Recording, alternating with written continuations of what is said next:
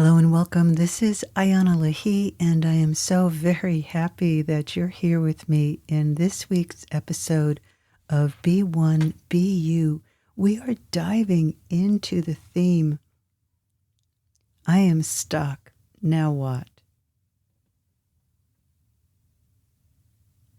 We are going to move into a deep zone, a zone that is below the surface of how your mind thinks. The voice of the head, when it's separated from your soul, thinks in an entirely different way. And your mind plays games. It has thoughts that it thinks are really great, but sometimes those thoughts are what keep you stuck. When you really see your mind, it's really a comedian, because it can be ultra aware of something but not know what it means, what it's connected to, and in that existential questioning of its own position, your mind can think that things don't matter, or you're too sensitive, that overreacting. Who are you to have such a thought? Why are you always a particular way? Fill in the blank. Your mind can take so much control over the course of your day because that's what it's been trained to do. Because the you that was trained to listen to what your mind thought about you, what the world thinks about you, what other people think about you, became your reality. It became what you think is real. The whole planet is geared to what the mind thinks is real. And because of this, we get stuck. And when we get stuck, we know it.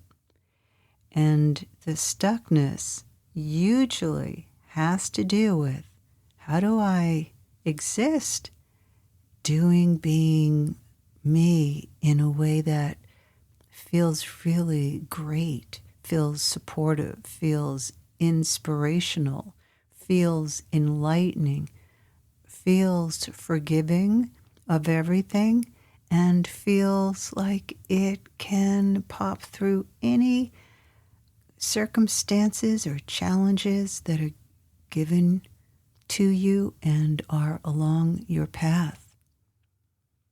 When you get stuck, it's because your mind can't figure out the next steps. And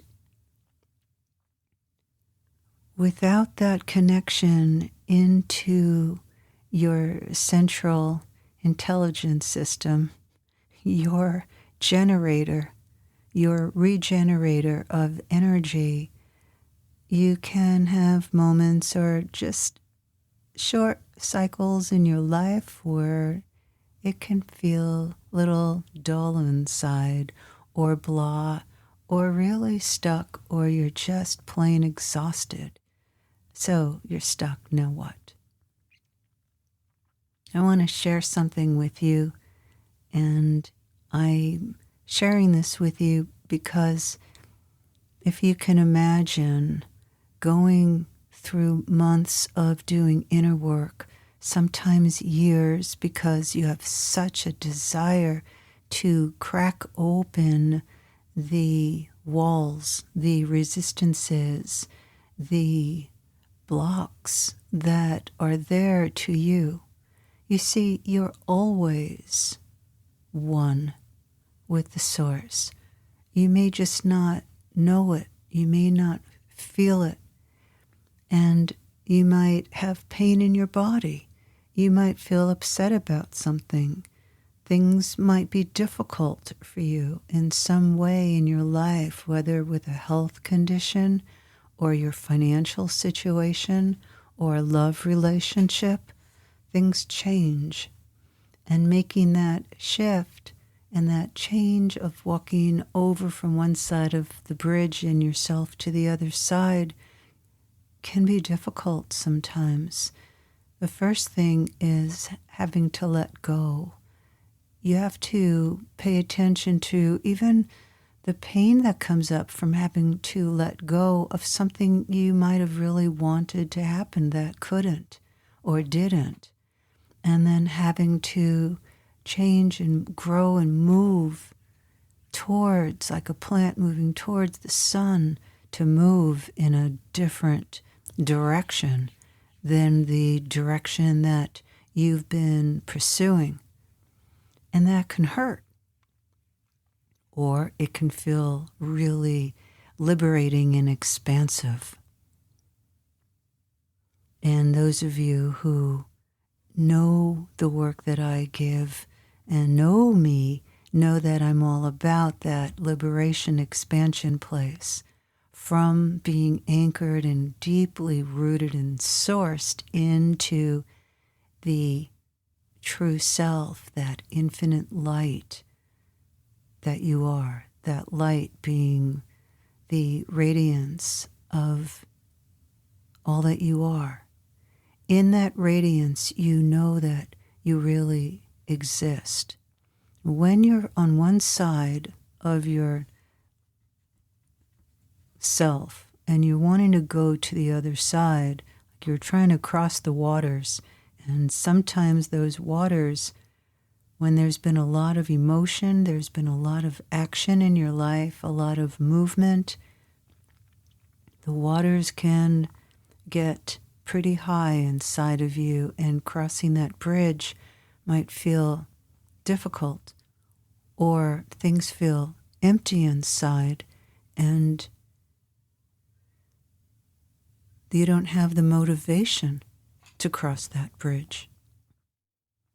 When we get stuck, or when our own inner stuff becomes like mud and it feels too thick to get through, or just the pressure on us that we put on ourselves or really coming from the outside of real life pressures, it takes coming into the heart, into your heart center, to touch into that radiance of the light that you are, that true self that you are.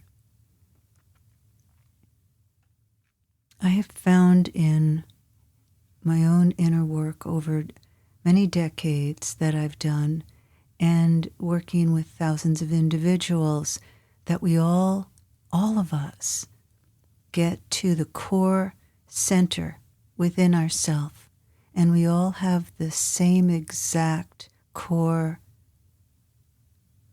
perception about ourselves. And that perception is what keeps us in a gerbil wheel in our life, not being able to really move out of our comfort zone or our financial level that we've reached, or the ways that we interrelate with ourself, with life, and others. And that core perception, can also call it a core issue, but it's not really meant to be seen as something that is bigger than you. It's meant to become friends with. And this core perception is that you don't know that you have the right and should and can exist being exactly who you are. And we're living in a time when so many of us are working, trying, and playing to come out of the box that we keep ourselves in order to keep it all together, our life and all of its facets, from paying our mortgage or paying the rent, buying the food that's needed, and taking care of our body, and then for those of you who are in an income bracket where there is more than enough money is flowing in, there are then different perceptions and challenges that come up that aren't about not having enough. It has to do with being enough, being able to create the impact that you really want to make in the world. Trying to be real in a world that's filled with a lot of falsity, and how to break through your own facades and to step into the confidence and the inner strength within inside of yourself that comes from an authentic place.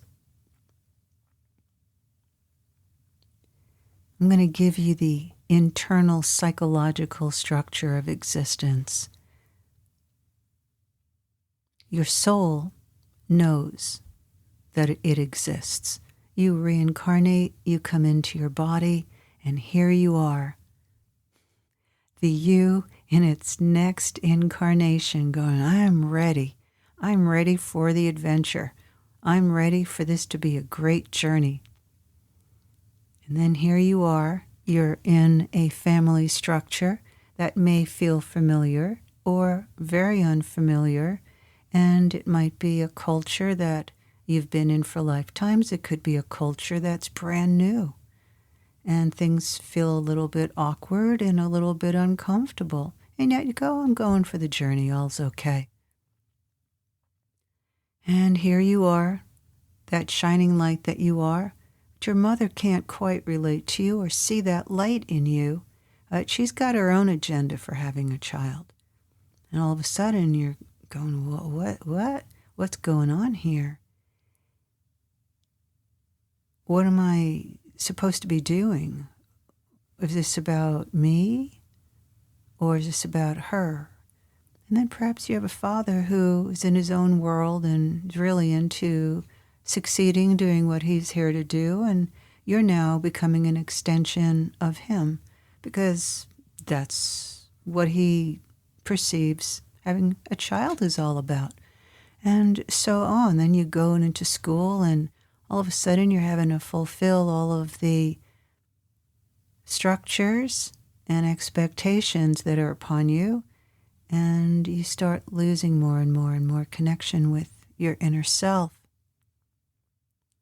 And before you know it, you've pursued a career path and you're now a young adult, and sex is good with a partner, but do you really know each other really deeply?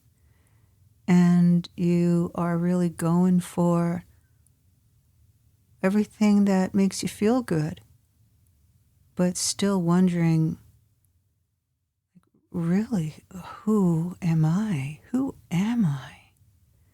So when you get stuck in your life,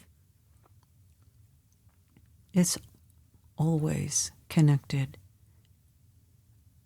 It's always connected to your relationship, to your own existence, and being able to free yourself from the patterns that could be invisible to you at first that are running you. Those patterns are energies in motion. They are emotions. And those emotions are coming from either being connected to the core you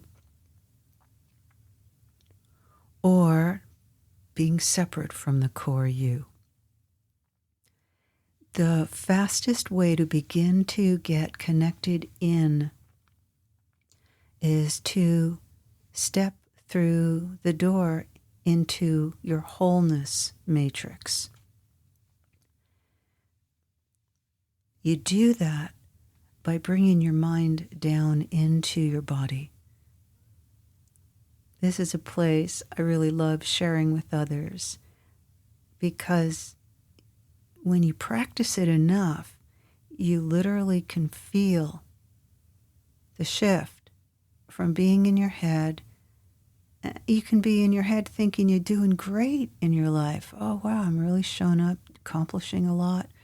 But there's that void, that gap inside that you're creating that can eventually show itself as feeling stuck, where you've left that core power that's within you enough times that things feel challenging, way too challenging. Okay, so now you're stuck. So what? So what now? And so what? So I'll just avoid, or I'll just disconnect some more. It doesn't matter. What really does matter is knowing what you're really seeking in this life. To seek greater happiness, to seek that oneness that comes through letting go of being in control, letting go of the ways that you manipulate to get what you want, or push aside yourself, or show up to get what you want in a particular way. And you miss the lifeline with yourself. Your true existence happens through, at some moment in your life, going, wow, I'm really, really done existing for fill in the blank. And you realize that you've never known that you have to give yourself existence on a real deep way. It's more than just saying, oh, I'm going to put a purple streak in my hair, or I'm going to go buy that BMW because I really want one. And there's nothing wrong with those actions whatsoever. It is more about you knowing who you are and not using your material reality to fill in the hole of separating from yourself and not knowing who you are, the you that really exists, that you find through your own unique way, from putting a brush with paint on a canvas to playing an instrument and hearing the music, or singing, doing movement, dance, going into your body, through yoga, through facing your core issues as a very young child, and loving the part of you, the part of yourself that didn't feel like it could exist. So I want to invite you to journal with this question that you write with your dominant hand in your favorite notebook to write in. I'd like to write to you is what you begin to write. I would like to write to you the part of me that doesn't feel like it could exist. I'd like to speak to you the part of me that has felt it can't exist, it should not exist. And then ask that question, can I please write with you? Will you give me permission for me to write with you? And you close your eyes, put your pen or pencil in your non-dominant hand, and let that part of you come through and write to you. And you're going to dialogue. You'll say something with your dominant hand. Tell me more. Why did you feel like you couldn't exist? What happened? What messages were you given? And then with your non-dominant hand, allow that part of you that has felt as though it couldn't exist to come forth. And enjoy the process, the opening into your reconnection with you. It's a very powerful and life-giving practice to do within yourself, so that you can then find the part of you that has felt as though he or she could not exist, and give him or her that permission to exist, and then for you to be his or her buddy, the ally, the real friend, to now support the you that really wants to bud like a flower opening and allow its beauty, its essence, its presence to really come forth. You are the one to give permission and allow the part of you that could not exist, whether you felt as though you were too threatening, no one could be there for you, you didn't want to have to experience the pain of realizing no one was there for you, or realizing that you were given love because you did things in a way that made the elders, the parents, the caregivers a good feeling that they were doing things right. Perhaps you realized that you were trained to exist for others instead of yourself. I've seen the opposite happening in the last few years of men and women choosing to exist just for their own needs, just to get their needs met how and when they wanted to. And this is an extension of what I'm diving in here with you about today. This is not about just getting your needs met from others or creating your life just to get your needs met. This is about you being able to step into your life purpose. And when you're grokked in, really connected in to that core you, the energetic center of you, and being in your life purpose, that purpose of your soul, your mind, body are now serving your soul, everything flips 180 degrees. You're then on track and you know what you're here for, and the stuckness that does happen only requires little tweakings in order to cross the bridge to the next level in yourself, because you've already opened that door to you so you can emerge and come forth and through all of the boxes and the repressions that are in the collective mind right now in these times. So I'd like to invite you to give yourself permission. Here's the key to unlock your door, and I'm right here with you in supporting you and giving you practices to come forth as the true you, the true self that you are, and live it in every aspect of your life. Thank you so much for joining with all of us today, and I'd love to invite you to subscribe to my website and check out the free offerings that are here for you and the beginning levels of stepping in to the Spirit Gateways work, such as the Deepenings mini courses that you can subscribe to for a really great price or buy individually. They're all here supporting your path of oneness into you. Sending you all my love. This is Ayana Leahy. To find out more, go to ayanaleahy.com, IANALAHI.com. Sending you all my love. Take good care.